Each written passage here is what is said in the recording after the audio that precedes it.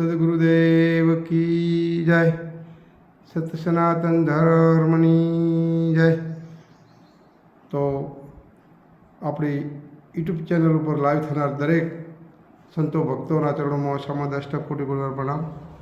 તો આજે આપની સમક્ષ આપ સર્વની દયાથી, આપ સર્વની કૃપાથી મેં ઘણી બધી સાખીઓ પણ બનાવી છે, ઘણા બધા ભજનો બનાવ્યા છે, પણ આપની સમક્ષ થોડા ઘણી મેં મારી જાતે અનુભવ કરી અને આપ સર્વની કૃપાથી જે કાંઈ મને કાંઈ જે નોલેજ જે મળ્યું છે સાખી બનાવવાનું, એ રચના કરવાનું, એ આપની સમક્ષ રજૂ કરું છું. તો સાખી છે: સામળ કહે સદગુરુ વિના સમજાય નહીં સાચી વાત. સામળ કહે સદગુરુ વિના સાચી સમજાય નહીં વાત. મોઘો મનુષ્ય દેહ મળ્યો છે, જો જે જમણા મારે ના લાત.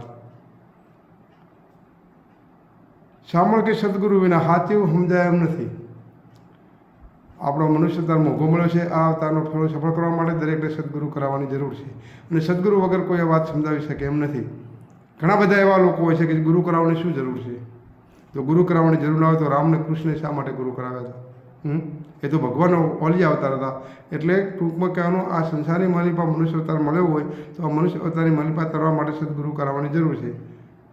સદગુરુની દયા વિના આ જે આત્મજ્ઞાન છે એ કોઈ કરાવી શકે એમ નથી આપણને. સામળ કે સમરણ વિના નહીં રીજે મારો રામ.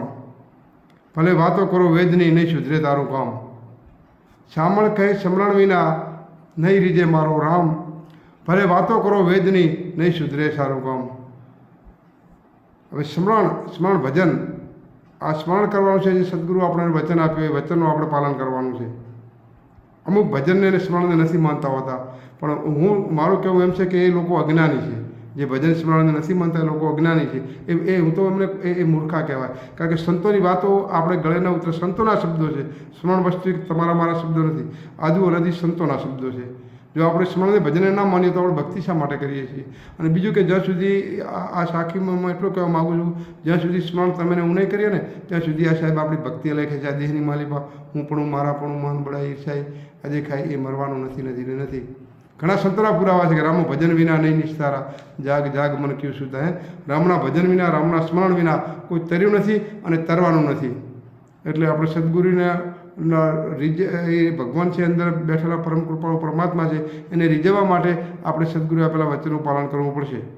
અને જો એ વચનનું પાલન નહીં કરતા હોય તો ઓટોમેટિક ખ્યાલ આવી જતો હોય. ભલે વાતો ભેદ નહીં કરતા હોય, ગીતાની, ગ્રંથની કે શાસ્ત્રોની, રામાયણની, મહાભારતની બધી ભલે વાતો વાંચી કરતા હોય, પણ ગીતાનું એ નોલેજ અંદર ઉતરશે નહીં જ્યાં સુધી ગુરુએ આપેલા વચનનું પાલન નહીં કરીએ, જ્યાં સુધી ભજન નહીં કરીએ ત્યાં સુધી. ભલે આપણે પુસ્તકો દ્વારા, ગ્રંથો દ્વારા આપણે સંદેશો આપી દીધો જીવન સુધારવા માટે, પણ જ્યાં સુધી આ ગુરુનું ભજન કે વચનનું પાલન નહીં કરીએ ત્યાં સુધી સાહેબ આ સંસારમાં તરાય એવું નથી.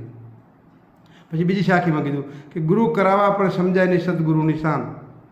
ગુરુ કરાવવા પણ સમજાય નહીં સદગુરુની શાન. સામળ કહે સમજ્યા વિના નહીં થાય આત્મજ્ઞાન. ગુરુ કરાવવા પણ સદગુરુ આપણને શાન આપી હોય, જે વચનરૂપી જે શાન આપી, એ શાન એટલે પલમાં શાન આપી દે. એ શાનમાં જો ન સમજાય તો સાહેબ આત્મજ્ઞાન થવાનું નથી. ગુરુ ભલે તમે ગમે એવા ગુરુ જ્ઞાની ગુરુ કરાવે, પણ ગુરુએ જે આપણને શાન આપી છે એ શાનને આપણે સમજવી પડશે. એક સાખીમાં કીધું કે શાન આપી સતત અને ચૂકવું નહીં નિશાન, ખર્ચું તો ખૂટે નહીં ને મળ્યા મનસુખ રામ. એ જે સદગુરુ આપણને શાન આપે છે એ શાન ઉપર ચાલવાનું છે, અને એનાથી બધા સંતોના નામ જગતમાં થઈ ગયા છે. બીજી સાખીમાં કીધું કે અજ્ઞાનીને અંધળો બને એક સમાન. અજ્ઞાની અને અંધળો બને એક સમાન. જો કોઈ સંતનો સંગ થાય તો કરે આપ સમાન. અજ્ઞાની અને અંધળો છે ને બે એક જ સમાન છે. અજ્ઞાની માણો અને અંધળો માણો રસ્તો દેખાય નહીં. એમાં ભવસાગરની માલિપા દ્વારા અજ્ઞાની માણસને પણ રસ્તો દેખાય નહીં. પણ પૂરા સદગુરુનો કોઈ પૂરા સંતનો સંગ કરે, સાચા સંતનો કોઈ સંગ કરે તો એને આપ સમાન કરી શકે છે. બીજી સાખીમાં કીધું છે કે સ્મરણ સૌ કરે, સ્મરણ કરે ના કોઈ. જો હરદમ સ્મરણ કરે તો એને મારાપણું ન હોય. સ્મરણ હું એ બોલું, બીજા કહેતા કે સ્મરણ કરો, પણ હું ખુદ સ્મરણ ન કરતો હું. સ્મરણ સૌ કરે, સ્મરણ કરે ના કોઈ. જો હરદમ જે સ્મરણ કરે એને મારાપણું ના હોય. જેને સ્મરણ કરે હોય એને મારાપણું ના હોય. હું કંઈક છું, હું કેવો મહાન થઈ ગયો છું, હું પણ આવી જતું હોય, મારાપણું આવી જતું એ ન આવે.